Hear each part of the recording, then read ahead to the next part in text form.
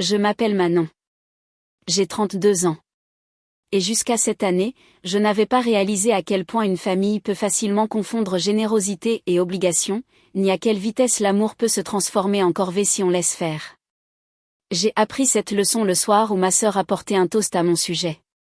C'était censé être un simple dîner de famille, le genre où tout le monde parle en même temps, où ma mère fait semblant de détester les desserts achetés au supermarché et où ma sœur, Élodie, trouve toujours le moyen de se placer au centre de l'attention.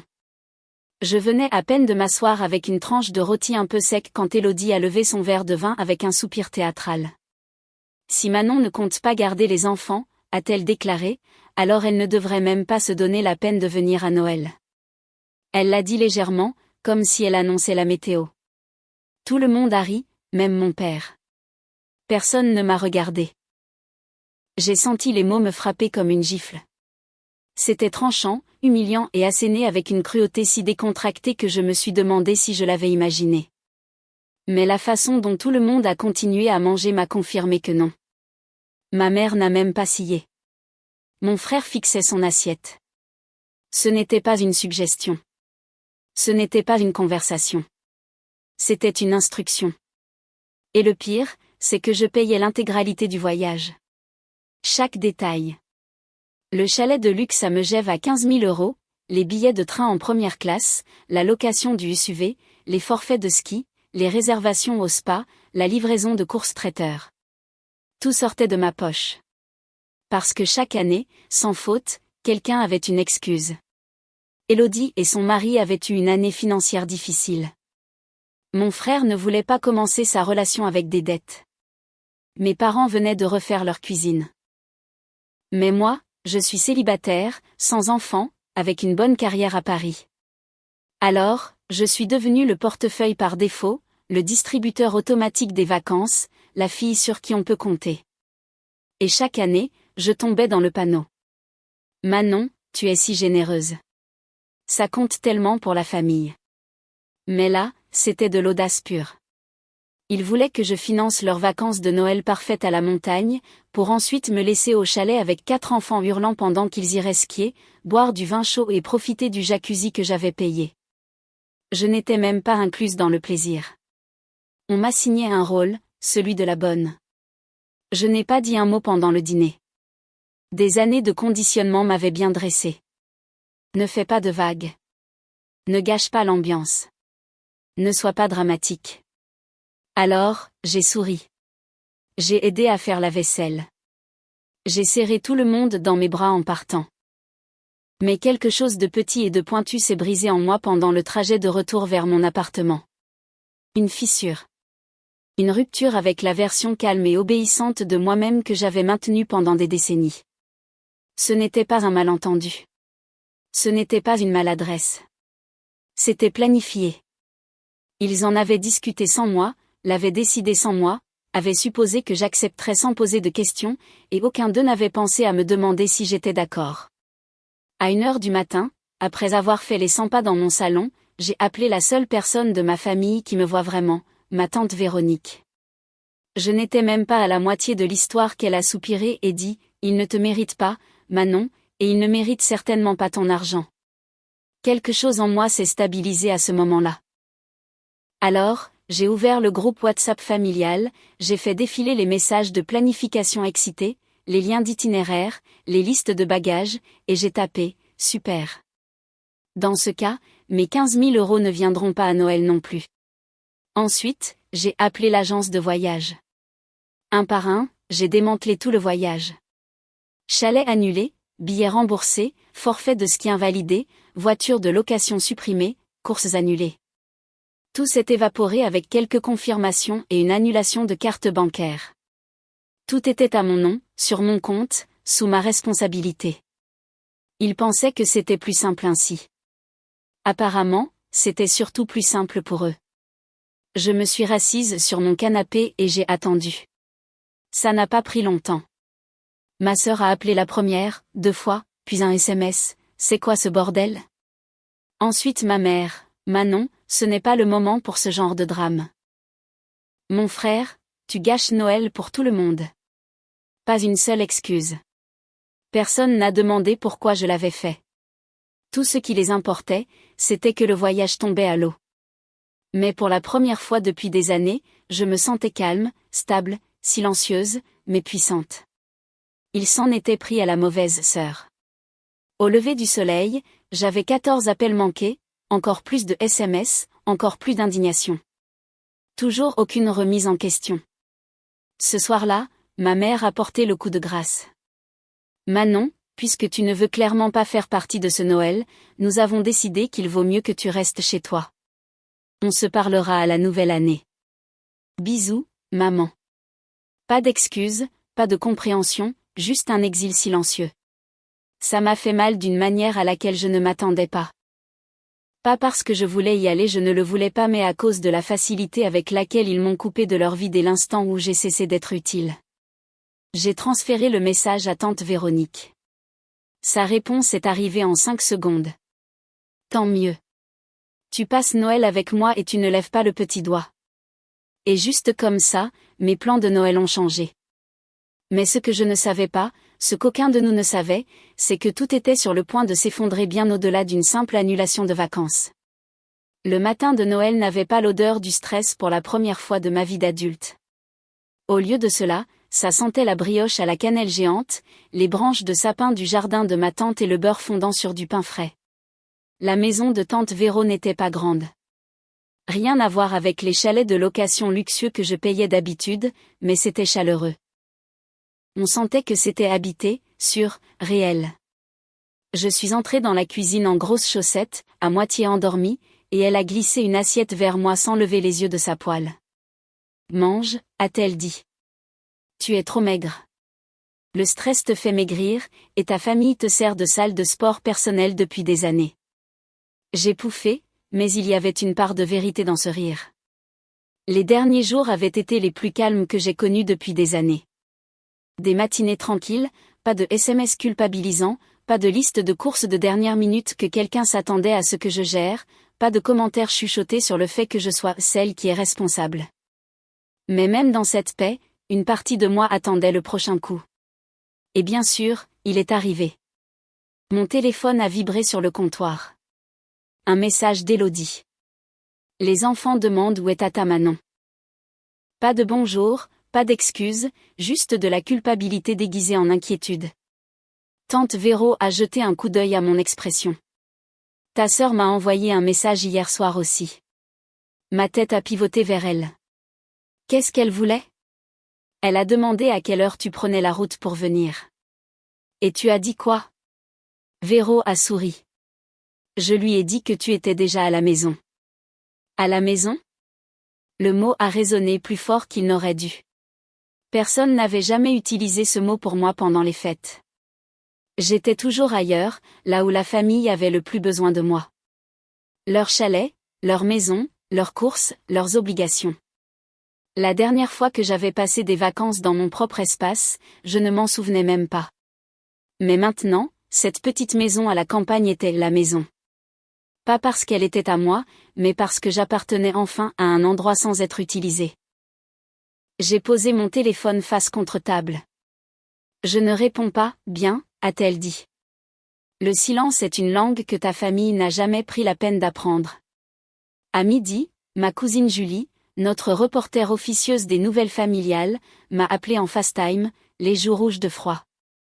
Tu ne vas pas le croire, a-t-elle dit. Ils ont tout réservé à nouveau, mais c'est une catastrophe. J'ai haussé un sourcil. Quoi encore? Le nouveau chalet est minuscule, genre 2 chambres minuscules. Le mari d'Élodie dort dans la voiture parce que les enfants n'arrêtent pas de crier. J'ai ri dans ma manche. Et la copine de ton frère a apporté un genre de rôti végan qui sent la chaussette mouillée, donc ta mère est enfermée dans sa chambre depuis des heures. Je me suis étouffée de rire.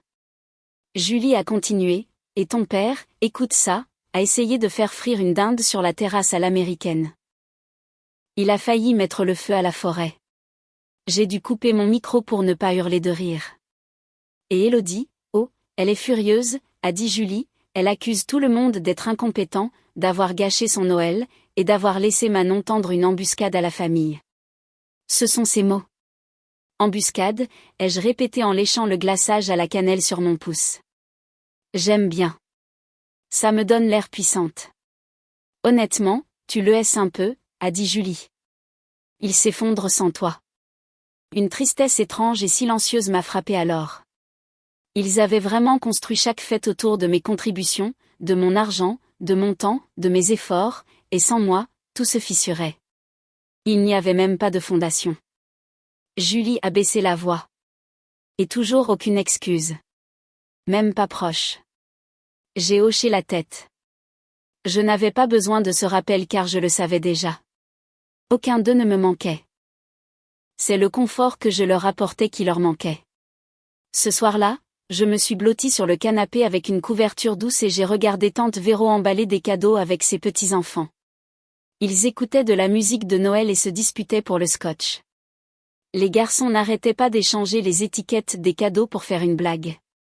Personne ne criait. Personne ne cherchait un coupable. C'était chaotique, mais d'une manière qui réchauffait le cœur au lieu de le serrer. Je me suis enfoncée dans les coussins et j'ai réalisé que rien ne me manquait.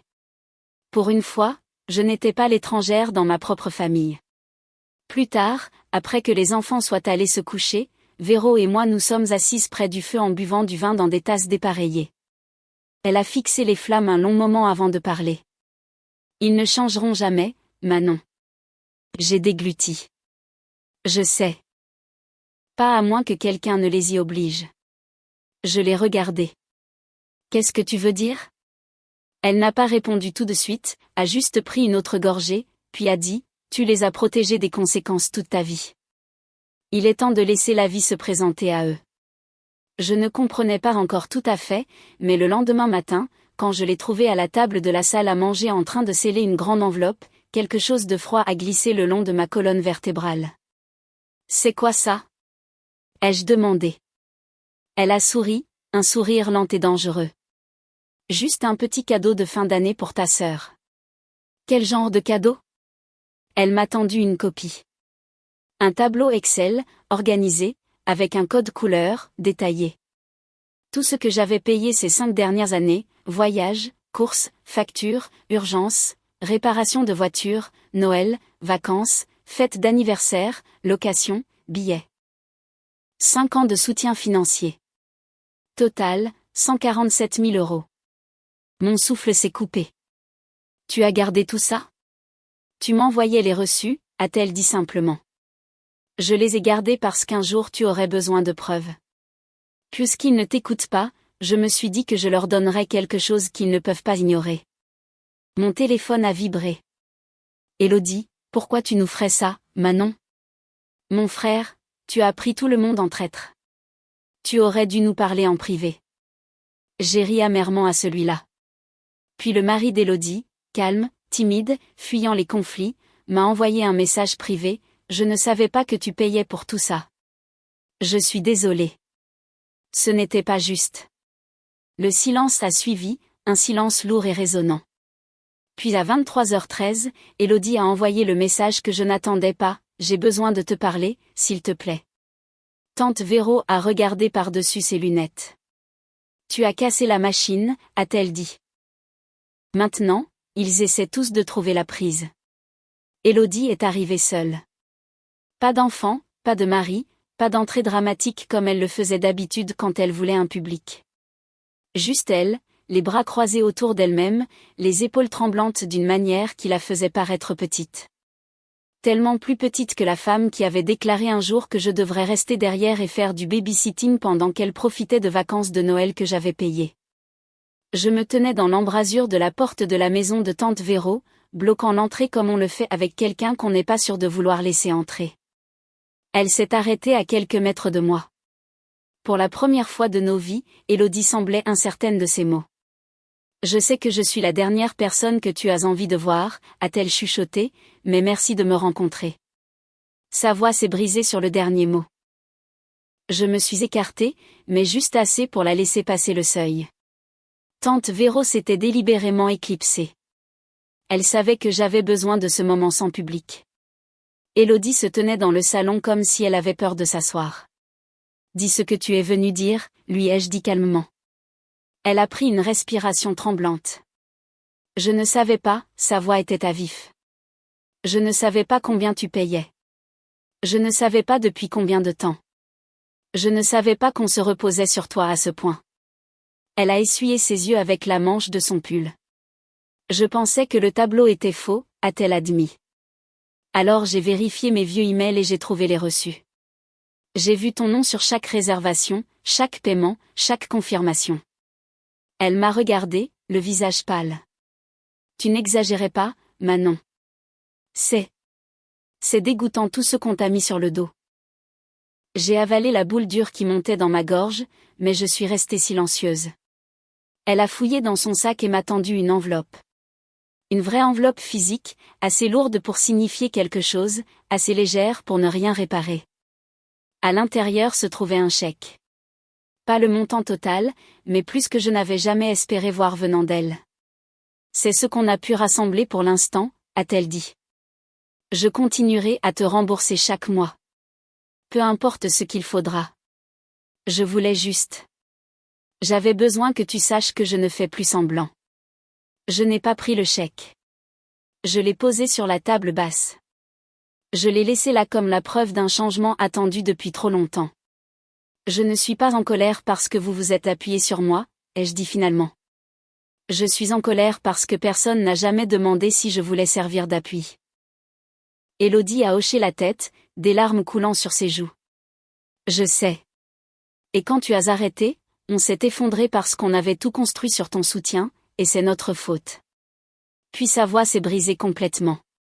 Tu me manques, Manon. Pas l'argent. Toi.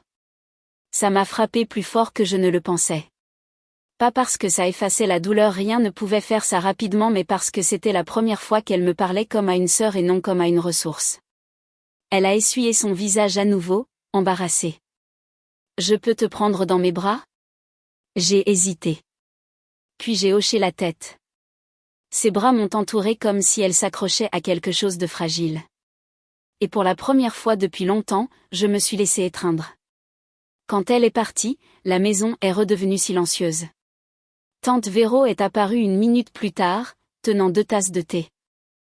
Comment ça s'est passé, a-t-elle demandé doucement. Mieux que je ne le pensais, ai-je admis. Elle a poussé l'enveloppe sur la table avec son articulation. Tu n'es pas obligé de l'encaisser tout de suite. Laisse-le être un symbole pour l'instant. J'ai souri faiblement. Ouais. 2 heures plus tard, mon téléphone a vibré à nouveau.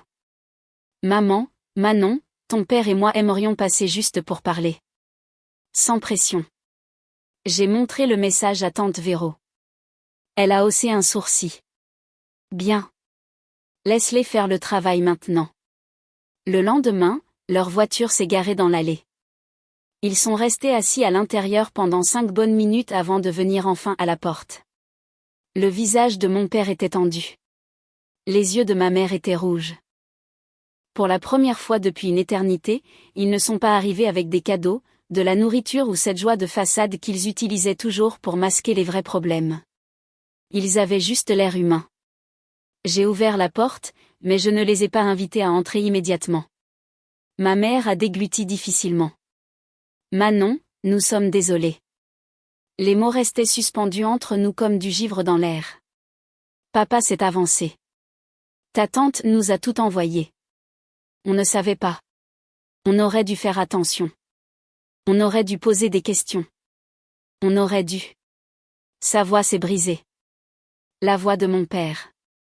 Quelqu'un qui pleurait rarement. Maman s'est ressaisie. Nous n'avions pas réalisé à quel point nous attendions de toi. À quel point c'était injuste. Elle a baissé les yeux. Je crois qu'on s'est juste habitué à ce que tu nous sauves. J'ai inspiré lentement. Être responsable ne signifie pas que j'existe pour porter tout le monde. Je sais, a-t-elle chuchoté. Et ça n'arrivera plus. On veut arranger ça. Il y avait quelque chose de différent cette fois. Pas de culpabilisation, pas de manipulation, juste l'inconfort brut de gens voyant enfin leur propre reflet. Je me suis écartée. Vous pouvez entrer. À l'intérieur, nous avons parlé pendant près de 2 heures de limites, d'attente, de la façon dont les choses fonctionneraient dorénavant. Je leur ai dit que je n'étais pas leur filet de sécurité. Je n'étais pas la baby-sitter par défaut. Je n'étais pas le portefeuille. Si nous devions reconstruire quelque chose, cela devait être sur un pied d'égalité, avec transparence et respect. Ma mère a pleuré. Mon père s'est excusé encore. Et pour une fois dans ma vie, je me suis sentie entendue. Plus tard dans la soirée, après leur départ, j'ai enfin pris mon téléphone pour vérifier le seul message non lu que je n'avais pas ouvert de la journée. C'était de quelqu'un d'autre. Thomas. Et, je venais aux nouvelles. Je sais que les fêtes sont compliquées pour toi. Si tu as besoin de quoi que ce soit, je suis là. Thomas, mon copain, était parti voir sa mère en province. Je ne lui avais pas encore tout dit. Mais je le ferai, parce que pour la première fois de ma vie, je n'avais pas peur que quelqu'un parte quand je disais non. J'ai répondu, je vais bien. Vraiment. Je te raconterai tout bientôt. Ensuite, j'ai posé mon téléphone, je me suis adossée et j'ai laissé le calme de la maison s'installer autour de moi. Pour la première fois depuis des décennies, ce n'était pas un calme solitaire. C'était paisible, mérité, assumé. Je n'avais pas perdu ma famille. J'avais simplement arrêté de jouer un rôle pour eux. Et en faisant ça, je m'étais enfin trouvée.